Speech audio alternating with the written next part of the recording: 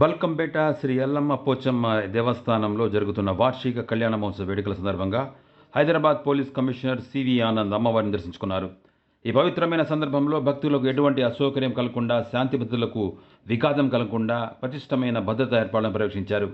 ఈ సందర్భంగా సివి ఆనంద్ మాట్లాడుతూ, కళ్యాణోత్సవానికి విచ్చేసిన భక్తుల సౌలభ్యం, భద్రతకు అత్యంత ప్రాధాన్యత ఇచ్చామన్నారు. ఇందుకోసం అన్ని రకాల కట్టుదిట్టమైన బందోబస్తు ఏర్పాట్లు చేశామని, భక్తులు ఎలాంటి ఆందోళనలు లేకుండా అమ్మవారిని దర్శించుకుని వేడుకల్లో పాల్గొనొచ్చని తెలిపారు. ये न्यूज़ को पेश करते हैं हैदराबाद होम अप्लायंसेस।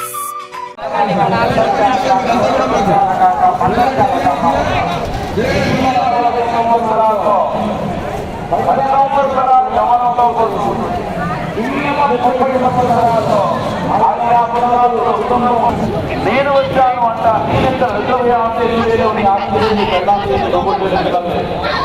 నువ్వెక్కడ బట్టి వచ్చిపోతున్నావు.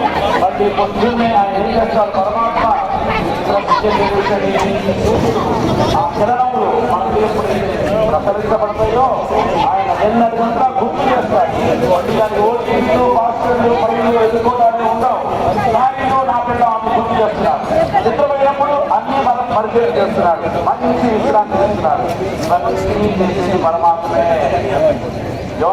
ప్రవిశ్య మమవాచ ఇమాం ప్రదుప్తాం సంజీవయజ్ఞ శక్తిధరస్వామ్న అన్యాంశ్చ మస్త చరణ శ్రవణత్వగాది ప్రాణాత్మో భగవతే విద్యాయుక్తం.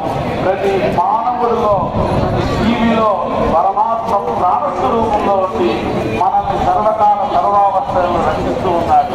అటువంటి పరమాత్మకి ఇటువంటి కళ్యాణములు చేసి మన యొక్క జన్మ రుణం తీసుకుంటున్నాం మనం. అటువంటి అవకాశం అమ్మ దయతో మనకి అనుగ్రహించింది. అటువంటి సంకల్పాన్ని అంటే విశ్వంలో మన ఎంతో తెలియజేయడం కోసమే ఈ మహాసంకల్పం.